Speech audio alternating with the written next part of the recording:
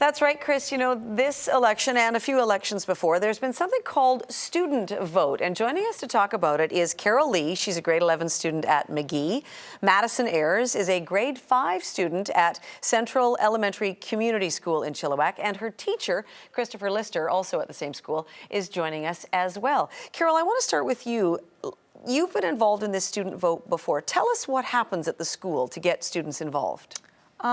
Originally at our school, what we do is we hold an all-candidates debate a couple weeks before the student vote, and then afterwards we call students down towards I guess our atrium area in the school, and we give them a ballot.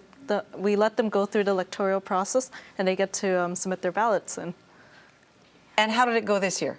This year it went really well. We had a lot of students come out and they voiced their opinions, and that's what we really wanted. And you said you had about 700 students, yes, which is 60% of the population? Yes. Yeah. So Madison, you're in grade 5. This is in a social studies class. How interested in politics are you? I'm really interested in it. Are you? Yeah, it was actually one of my favorite subjects. Was it? This year. You had an all-candidates meeting, so the candidates who were running in your riding came to the school and spoke to the students. Did any one of them impress you more than the others? Well, the one that I voted for. Okay. And did you feel like you had a lot of good information that you could make a strong decision with? Yeah, I got together lots of information that I based my vote on. Decision on. Christopher, tell us what it's like to watch grade 5 and 6 kids become engaged in this political process. You know, it really is incredible. I've taught social studies in many different ways. The textbook and Student Vote does an amazing job of providing us with the material so we can engage these kids in a process. We get the candidates in, the kids listen to what the candidates have to say, and I think they make informed choices. It really sounds like it, and I would assume they also then go home and perhaps engage parents in the process too. We've been lucky enough this year that we've had students go home and in some cases actively take their parents down to the polling station. So that's incredible. And say, this is important. Yeah. You need to do this. That's really good. We're going to talk a little bit more later. Chris, you know, there were 100,000 students, 666 schools in British Columbia participated in this. All 85 ridings were covered by students on the student vote. And just after 8 tonight, we are going to reveal exactly how that vote played out. Good habits start early, don't they, Jill? Especially when you see the numbers. Dismal turnout from people who are in that 25 to 34 age bracket. So hopefully as they get a little older, they'll continue with the good voting habits. All right, Jill and the panel she's over in our results studio, and she's got we have numbers. Results. You got results of our student poll. We have numbers to show you, Chris. We're actually the first ones who get to reveal numbers. I want to quickly start, though. Christopher Lee, a teacher at Central Elementary Community School in Chilliwack. Let's talk about, you know, you instruct your students on what the whole process is about. How much discussion centers on whether you talk out loud or speak about who you voted for? Yeah, you know, I think it's important that we have a fair vote. So before we have held the election, we ask kids to keep the votes private.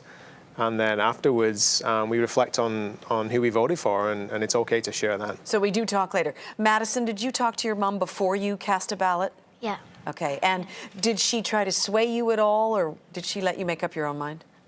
She let me make up my own mind. She didn't try to, like, convince me to vote for someone else. Influence you. And Carol Lee from Magee, you are in grade 11 there. Did you talk with your family at all about who you were thinking of voting for? No, I didn't. I actually kept it all to myself until I did the student vote. Right. And the 700 students at Magee did eventually talk about yes, who they voted for. Who did most kids vote for? Most kids voted for the NDP party. Okay. Or the Vancouver Cochena or... And that's for the riding that your school is in. All right, you know, Chris, 666 schools across the province participated in student vote. In all 85 ridings, 100,000 kids voted. And we've got the numbers for you. And here's how it played out. Many of them voted yesterday, some this morning. Students are actually election officials, and we do have those results now. And I am going to be fascinated to see how closely this mirrors our actual results from what voters did. The students voted an NDP majority government with 53 seats, 20 for the Liberals, none for the Conservatives, and 8 for the Greens. And I know Jane Sturck would be ecstatic with that outcome if that happened. A total of 81 seats, so shy of the actual number of Of 84. So it's quite fascinating to see. The popular vote, a little bit closer. NDP with 38.5%. Liberals at 28%. Conservatives, although no candidates were elected, did get 8.5%. And the Green Party, just over 17% of students voted for them. As for the leaders, it was clearly Adrian Dix with the NDP. As Carol was mentioning, most of the students at Magee said they had voted NDP. So it's interesting. Also, Jane Stirk was elected. I'm not sure how we pull that off. Perhaps that was just in her riding. She won, but clearly she would be in the legislature and have 8 seats and would be very happy with that. Keith Baldry, one of our pundits, who is a close watcher of all things political, has suggested the NDP might pull off 53. Some of the polls have suggested as many as 60 seats. So I think, Christopher, were you happy with how these results turned out? Yeah, in the past, student voters mirrored what's happened in the real election. And I just think it's fabulous that 100,000 students got out and voted. Mm-hmm. It bodes well for the future. Right. Madison, do you think you're going to vote as soon as you can, as soon as you're old enough? Yeah. Yes? And what about you, Carol? Yeah, for sure. All right. You know, Chris, this is really important. There is a website if you want to go look at the breakdown of the student votes. Just Google student vote and it should be there. This is really important because studies show that if students do not vote in the first 2 elections in which they're eligible, old enough, and the election happens around their, say, 18th, to 20th birthday, if they don't vote in those first 2 elections, they're likely not to cast a ballot for those years up until about their mid-30s. So it's important to get kids involved in all of this. Absolutely is, and it's so nice to see Madison and Carol as involved as they are, because we all know how dismal the numbers are, as Joe points out. A lot of people in the younger sort of demographics.